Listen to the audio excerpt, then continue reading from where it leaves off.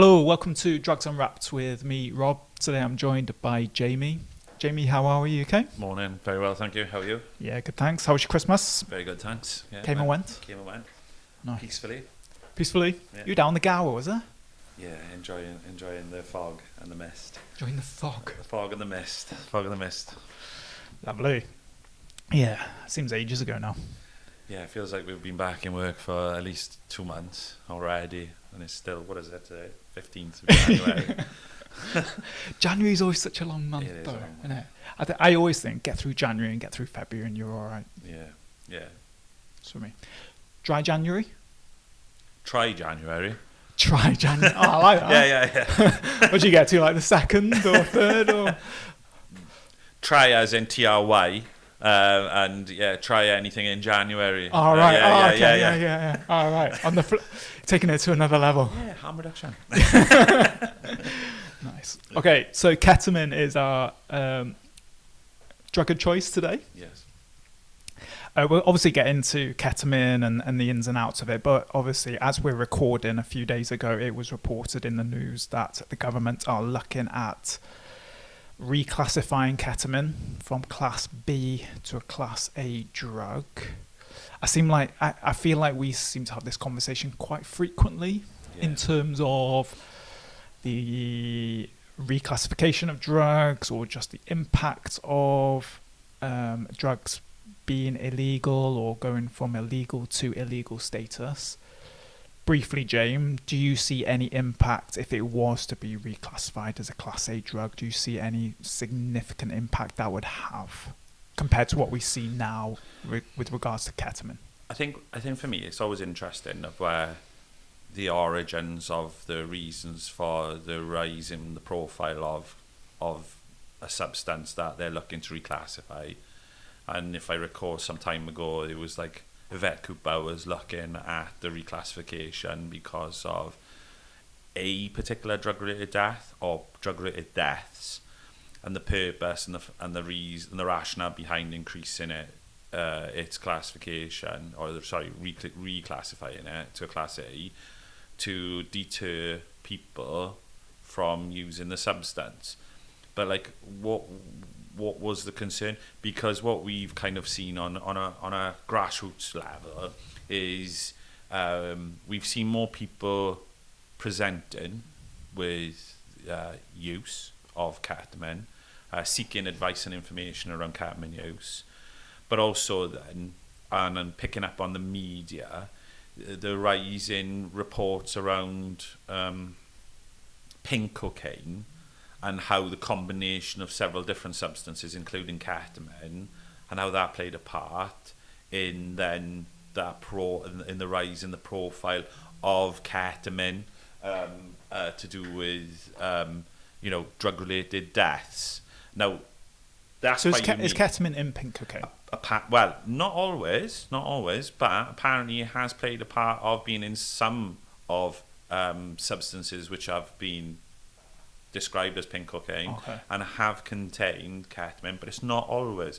So why just that substance, and why is it hit the profile and the attention now, and why they're looking at the reclassification is like a question that I've asked myself and kind of in discussions with other colleagues around like the concerns.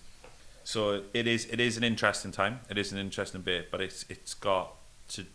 has it got to do with the media attention that it's been receiving more recently and more lately? Probably just think it's the government wanting to be seen to do something, I guess, isn't it? Yeah, and I know when people are affected directly, right, by sad events when someone has sadly passed away, but we also need to be looking at it pragmatically as well by supporting those families who are affected, but also the individuals that are using the substance currently and making them aware and understand and have the understanding and knowledge about the decisions that they're making, but also the longer term use implications as well. Because, I haven't seen personally, not saying this hasn't been reported, but why are we not getting a real balanced viewpoint from the media's perspective of what are people are presenting with and what are we seeing from presentations with regards. And obviously we speak about drug-related death. Obviously, you know, it's extremely sad when someone passes away. But before that, what's happening before that?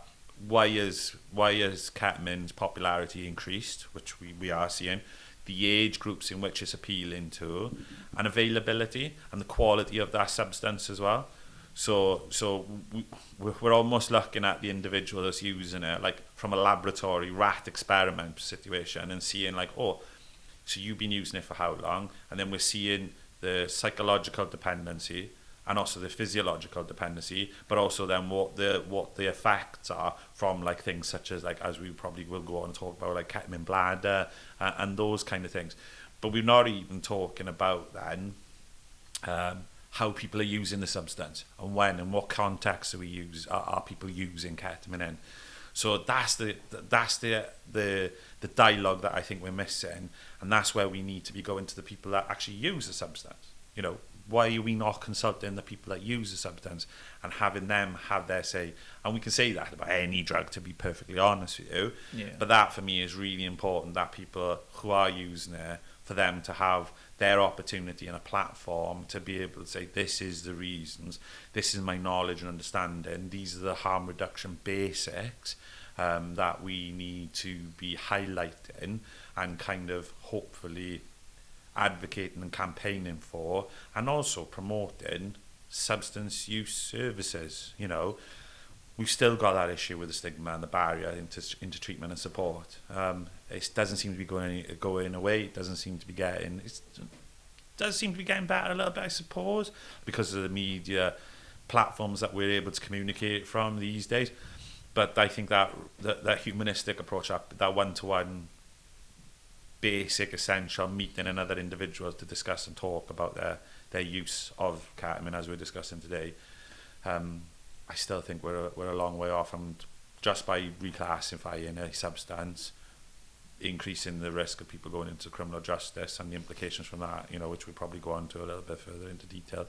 But those kind of things, and I don't think they're particularly helpful personally. Yeah, well, people still use Class A's. Exactly, you know. And it's always my thought process that if people were or were not to use substances, where they sit legally doesn't often come to the top of the mind, really. So it's not one of the priorities as to why someone doesn't use heroin. Most people won't use heroin because they've got other priorities in their life. It doesn't fit into their lifestyle, or, you know, they don't like the effects or whatever.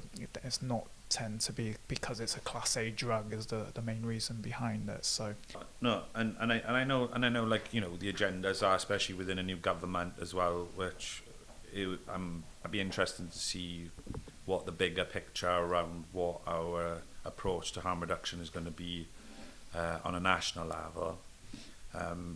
But, you know, it's not always, and they will always say, and there will always be the narrative about making the streets safer on a bigger, wider perspective, because you've got to think about, you know, the impact, as they say, from the underground markets and OCGs, and how that then feeds and fuels crime, and how that impacts on everything. Yeah.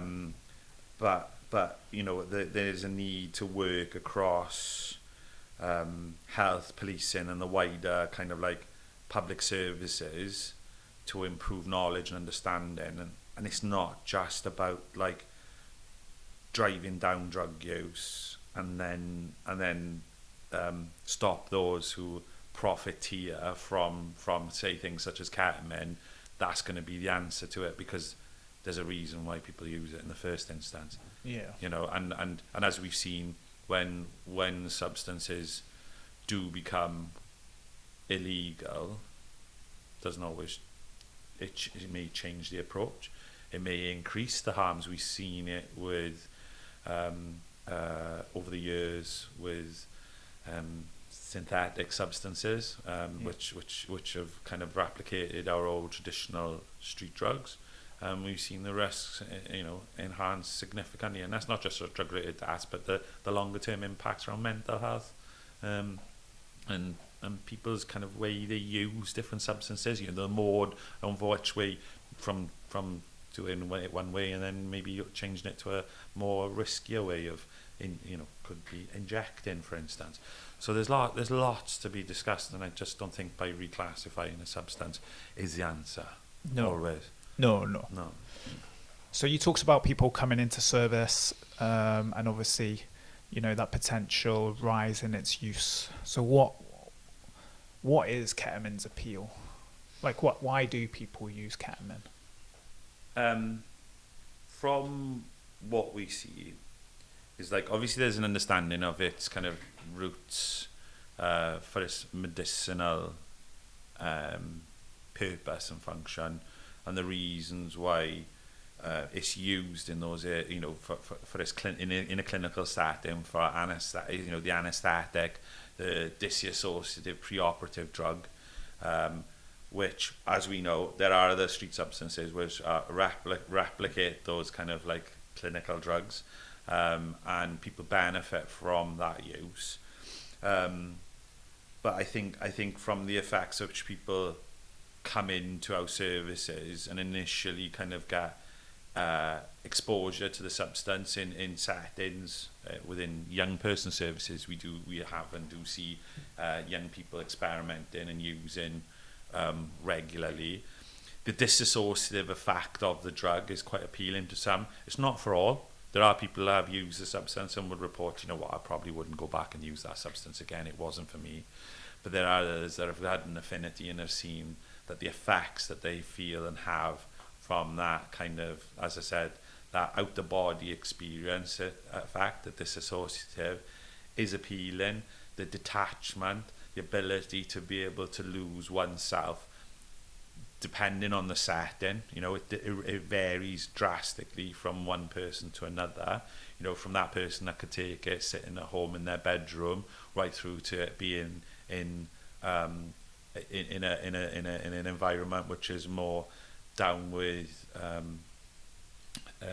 the nightlife, festival scenes, etc., nighttime economy, all those kind of settings. So it's multifaceted, but it's down to the individual's wants and needs, and when they do stumble across such a substance and they found that this is the go-to for them, cost is quite appealing as well, from anything from a gram from being 20 to 40 pound, varying from where you are, and on availability. Obviously will go up on price, and the more you have. The accessibility to be able to do bumps along the night, using it and administrating it quite easy. The paraphernalia which you can purchase on the scene and use, when you're out and about, and the ability to then, not fork out lots and lots of money on alcohol becoming more expensive, more, and becoming more more problematic when combined with the substance as well, being a depressant. And people's understanding and knowledge of the risks involved when you're redosing, when you're slightly inebriated through alcohol, and that can increase the risk. We're seeing quite a few emergency department admissions with young people, in that 18 to 25 category, ending up in hospitals because of the effects and the after effects of losing the ability to walk, entering into a K-hole or fully in a K-hole, and requiring hospitalization to be monitored and managed appropriately in a clinical setting. So there's a lot to digest there with the way people use ketamine.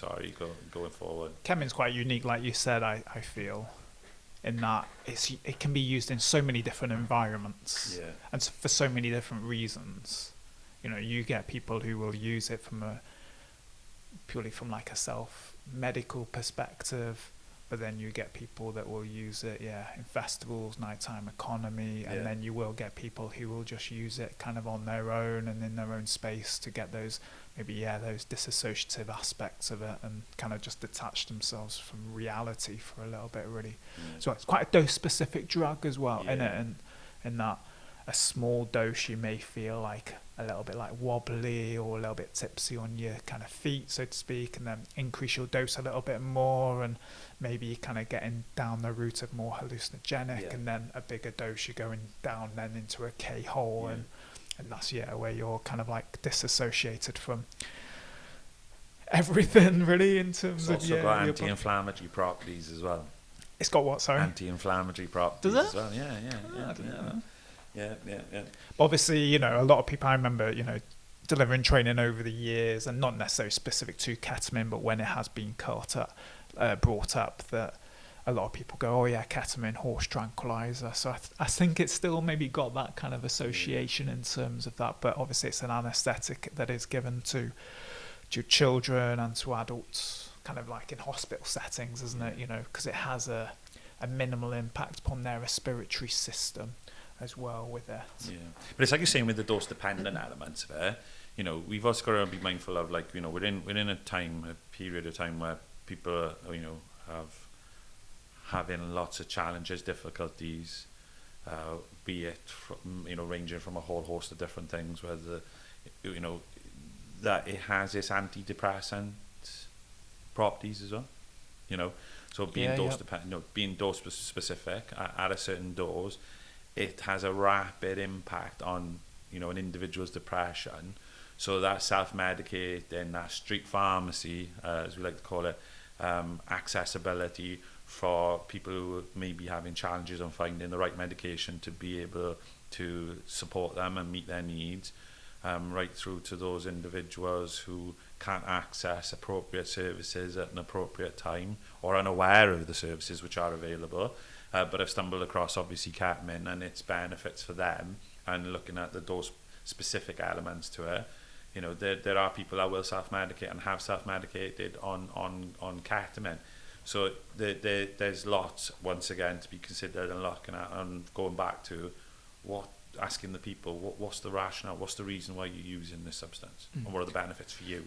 Do you notice in terms of people who use ketamine, they predominantly snort it? Predominantly, yeah. So predominantly, well, that's what we're seeing is, I've come across very few people injecting, but and it's intramuscular injection. Yeah, and subcutaneous as well. But most people tend to snort, tend to snuff. Don't tend to see or hear of anyone having any localized irritation that would be hugely concerning, other than residue being left in the area when snorting, having that feeling in the back of the throat and the mouth when spit your drip and all that, and not letting it concentrate. We haven't seen any. We are aware. I've read about people who have had issues, but their use is pretty significant, and I haven't come across anyone that's come into our local services with that issue. But yeah, it doesn't seem to be much of a problem through snorting. But that's not to say there wouldn't be either. Yeah. From what we know, from what we've seen anecdotally. Just do you think ketamine, in the grand scheme of things, is a relatively... I don't like to use the word kind of when talking about drugs, but I'm just going to go for it, a relatively safe drug compared to other substances. So if you were to look at all other drugs, especially if, those that we predominantly see that are used recreationally, would you say ketamine's quite low down in terms of the potential risks and harms associated to it? Because I hear quite a lot that actually ketamine, in the grand scheme of things, is relatively safe. Because I tried to look at like the drug-related death statistics from the ONS. Unless I'm missing something, ketamine's not even in there. No. So are we just not seeing ketamine-related deaths, or where do you sit on that? It's really hard, right? Because once again, I think because we got a government which is very much of a prohibitionist approach, which then drives the underground marketplace. So because we don't know from any pill to powder its exact content or contents, I feel that we have to have this really broad harm reduction approach to make people aware that no matter what you get, who you get it from, the potential for the purity levels to vastly differ from 1 gram to another. I think we have to err on the side of caution because of that. So ideally, if we had street level drug testing and drug checking, and we were able to confirm or deny what the substance or substances were, that would be of great benefit. So I think then being able to confidently say this drug is safe for me is a bit of a risk, and to be able to validate our information. I think from a harm reductionist approach, I think we work blind because we don't know the facts, we don't know what we're working with. So I think, absolutely. So I tend to have that approach with all substances, not just ketamine, all substances. Even when you see and smell and spice, for instance, an organic substance, yes, you can tell sometimes that isn't cannabis. But when you've got substances which are mimicking, as we said, the old traditional, more available or longer standing substances, that for me, since we've had the huge increase in synthetic substances, we see people wanting to profiteer from the drugs markets. That creates more risk for the individual. And yes, we don't hear or see enough. But what's the reason for this being? Matthew Perry's death in the media, isn't it, from ketamine, right? That was something last year, which obviously, when it came out in the press, has obviously increased the profile of ketamine. And didn't Liam Payne? It was reported pink cocaine for Liam Payne. Oh, was it pink cocaine? And I think I may be making this up, but I'm sure ketamine was found in his system as well. So, but who's not to say that he didn't take that substance separately, combined with other drugs? And I think as well, as individuals, and as we know, anecdotally and reporting from what we see from a street agency, a lot of people are polydrug use. So it's not just as simple as an individual just uses a substance. So you've got to think about the contradictions of other substances that individuals use, and who knows what your intentions to go out or stay in and use substances might change depending on availability, marketplaces, and all those variances. So I think that's why I'm being non-committal to saying that it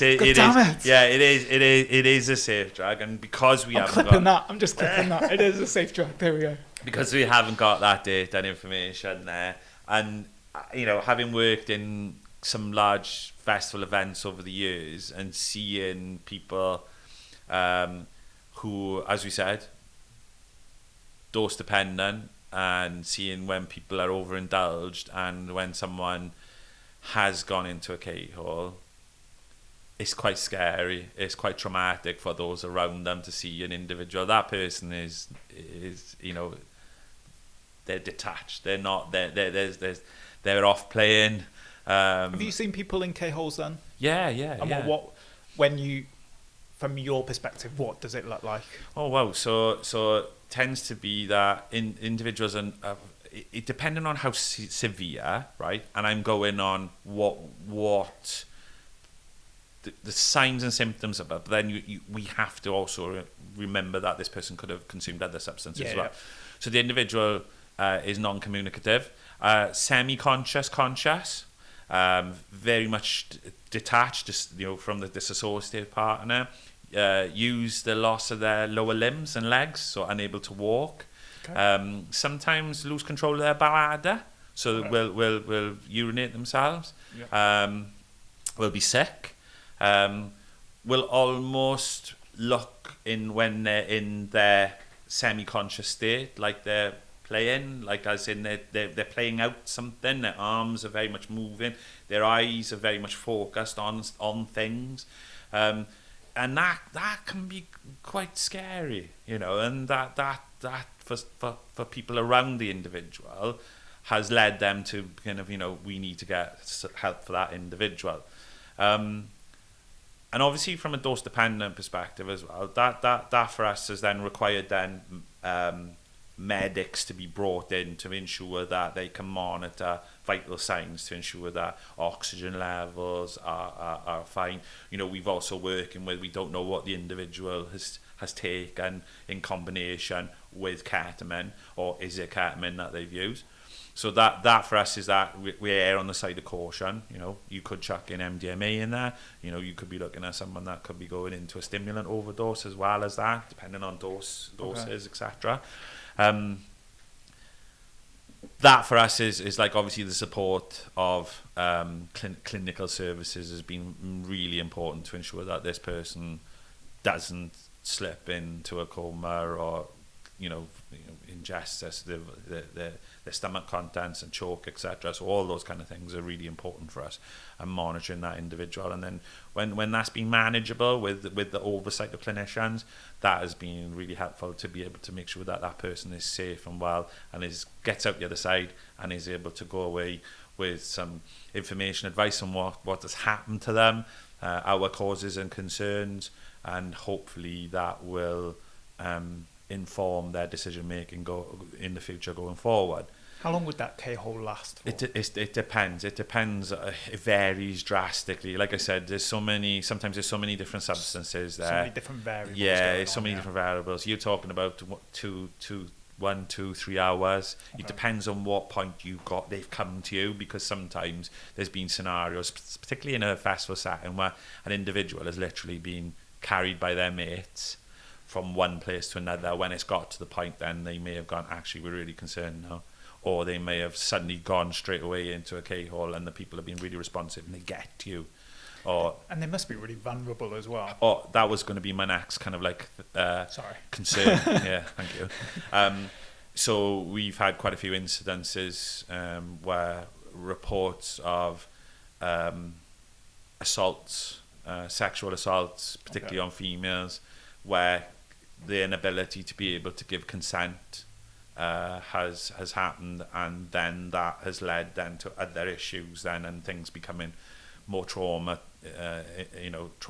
for the individual, and also leads on to then ongoing support and work with the individual through counselling, and whether it involves the police, etc.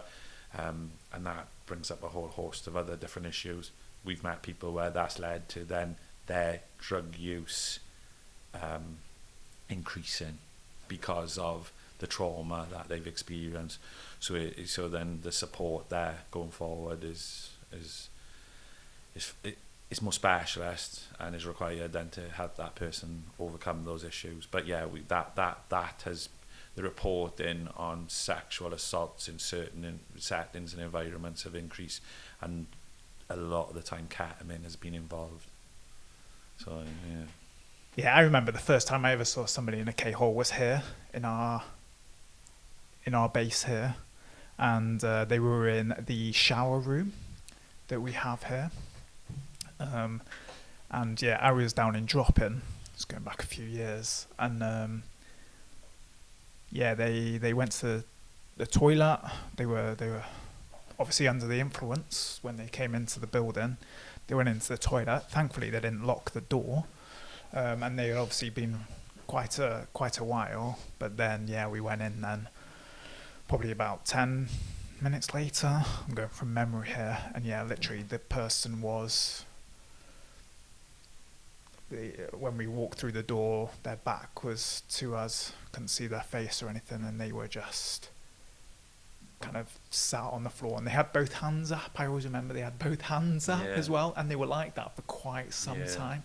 But they were in there for a good couple of hours, and yeah, it was quite, I don't know, it was quite strange, but it was also quite scary, I would say, kind of like from our side of things, because I'd never seen it before. It's quite unusual, isn't it? I was like, okay, well, I don't really know what's going on here. And the individual was fine, and they was like, and I had a chat with them afterwards, and they were saying like what they'd taken, and it was primarily ketamine that they believed they'd taken, but they had taken some other substances as well. I think they said they had taken GHB as well. Right. So mixing those two together is not a good combo. Yeah, bit of a naughty cocktail kind of going on there, but yeah, and yeah, it was quite a surreal kind of like experience, I guess, for those couple of hours. And I think from our perspective, risk of overdose, though it's rare, overdose can occur. That's what we have to be kind of like getting the messaging across. So I agree with what you say in with regards to, can we say is, can we pin our flag to the mast and say, this is a safe substance? Yes and no. because obviously there's always going to be the risk of, particularly with ketamine, and taken with other substances, like that example you just given, symptoms like, they can include like severe sedation, unresponsiveness, and life-threatening respiratory and cardio kind of complications. So those kind of things are really important to kind of make sure that we get that information across to everyone. And like we always say, we never know what you're taking, because we never know what people are selling these days, because we haven't got the ability to be able to do that. Yeah. I wasn't trying to tuck you up in terms of getting you to say that ketamine's a safe. I do. I just want that clip for social media, and that's it. And there you are. This guy says it's safe to take. So no, not at all. It's obviously just something that tends to kind of get talked about and discussed quite frequently in terms of when we're talking about the relative safety or kind of dangerous harm, and ketamine, from my experience anyway, it tends to be kind of more the former, so to speak. But we touched on it a little bit earlier, ketamine-bladder syndrome. Again, is that something that you have experienced in relation to people accessing services that they've reported and ultimately been diagnosed with kind of ketamine-bladder syndrome? Yeah, so what we're seeing is, I think along with availability, increased use in individuals, personal use, and dependence on the substance, and the reason and the rationale for that. What we've seen is, with prolonged and frequent use, leading to, more simply, urinary tract infections. So that's your early warning signs, I suppose. Okay. Blood in urine then, which tends to be the next step when urinary tract infections go untreated or become more frequent, more commonplace. Being able to identify when you have a urinary tract infection is sometimes isn't it always in someone's toolbox to kind of be able to identify. So they may just feel a little bit unwell, but being aware of your body and the changes in your body, making sure that you know what a potential urinary tract infection looks like, and what does that look like in your urine.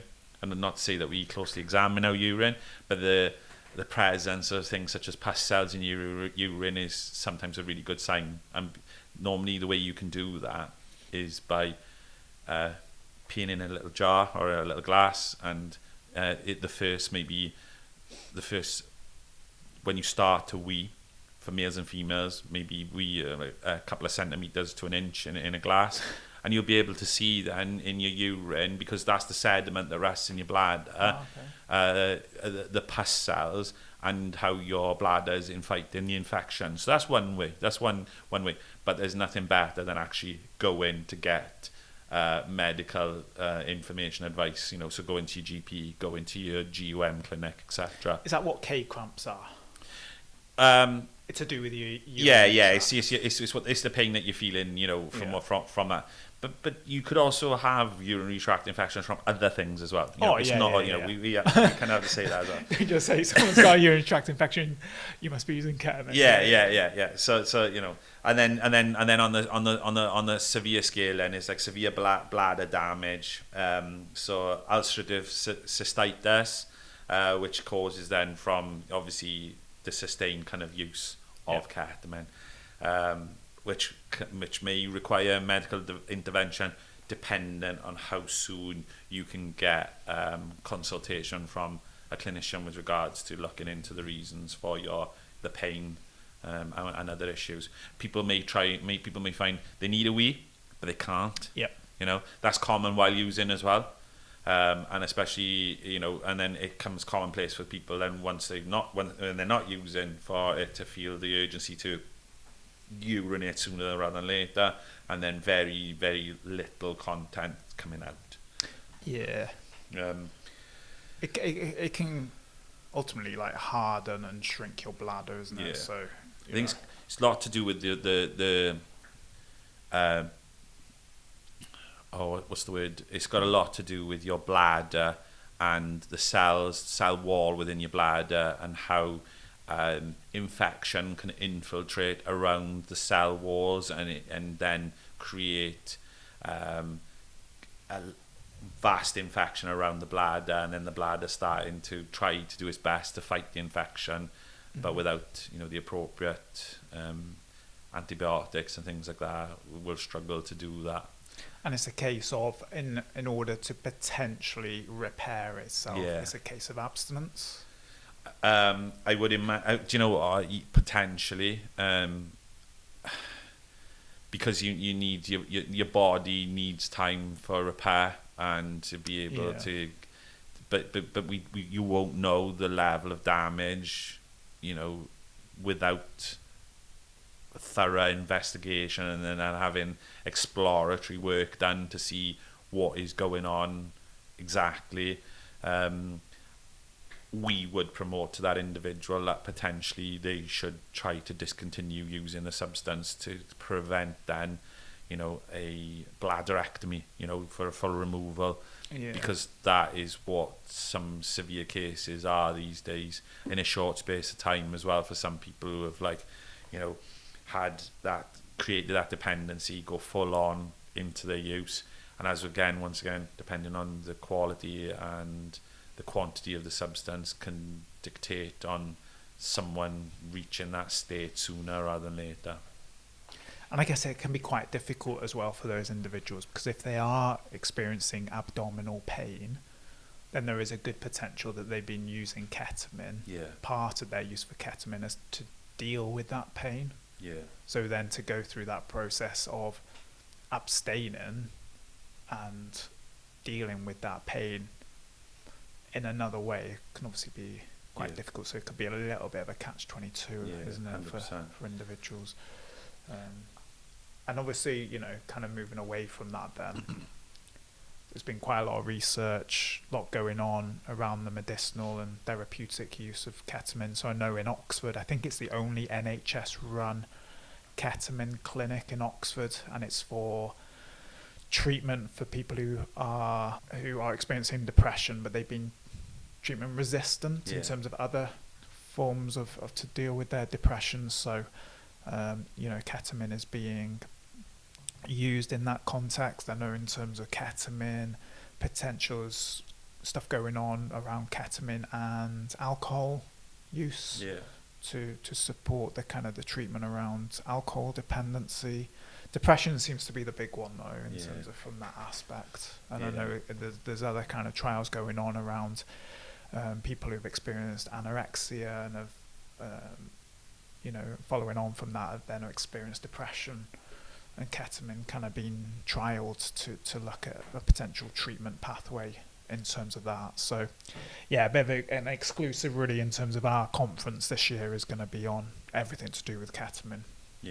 And also the harm reduction messaging throughout is going to be vital. So what would be the main harm reduction? Oh God, the standard run-of-the-mill kind of harm reduction messaging that we would be going from is like being aware of set and setting, making sure that you're using a safe, calm environment with trusted people, start low and go slow, obvious one, use the smallest effective dose and avoid frequent use, avoid mixing other substances, especially things such as alcohol, benzodiazepines or other depressants. Stay hydrated, drink water, but avoid obviously overhydration, because obviously that's something that we have to kind of stipulate. Know your source, which is kind of difficult for some people if you're in a different setting, such as a festival environment, and you haven't brought your own substances into the event due to the potential risk of being caught in possession. And know your local drug and alcohol services. Do you know what? You may not need them at this point in time, but just in case, you may need to provide that kind of like signposting to friends, social groups, etc. I think that's part and parcel of why we do what we do with regards to this podcast, is making sure that people can get exposure to these services, that they are available, and they're not going to judge you on your presentation and on your substances. So that for us is like really important, and it's a difficult task because I think people think only substance use services are for a particular demographic of people, but we're here for everyone, and we work with all types of substances and alcohol, and also work with people who are affected by someone else's use as well. because we've had to work when people have come to us presenting with ketamine use. We've had to work with the families as well, for those people who have got a dependent. So that's a big chunk of work, because the people that are there at the home are supporting the individual, whether it be family members or friends. They are really important. So we need to support them to be able to support others. Yeah. And polydrug use as well. Oh yeah, 100%. Yeah, no. Ketamine and alcohol. I did say that, mate. Oh, did you? Yeah. Oh, were you right. listening? No. Did you say that? Yeah. Avoid mixing, I said. Avoid mixing. And then I said, with ketamine, don't drink alcohol and benzodiazepines and other depressants. Cool. Right. Awesome. Anything else about ketamine, James? Just keep on. Just keep your eye on the changes in legalization, because being caught in possession will have an impact. Know your local drug and alcohol services wherever you are, and if you need to seek some advice and support, they're the people to go to. Keep tuned to our podcasts, because hopefully we'll continue to ourselves monitor what's going on with ketamine, and hopefully we'll be able to support you if needed. That's all. That's it from me. That's a wrap. Thank you. Cool. James, thank you very much. Thank you, Rob. We'll see you soon. All right. Bye-bye. If you have been affected by any of the issues discussed in today's podcast, please reach out. Barod have a free and confidential live web chat service that is available 7 days a week on our website at barod.cymru, where you can chat to a trained support worker. Alternatively, you can contact Wales's National Drug and Alcohol Helpline, Dan 24/7, either by calling 0808 808 2234 or text Dan to 81066.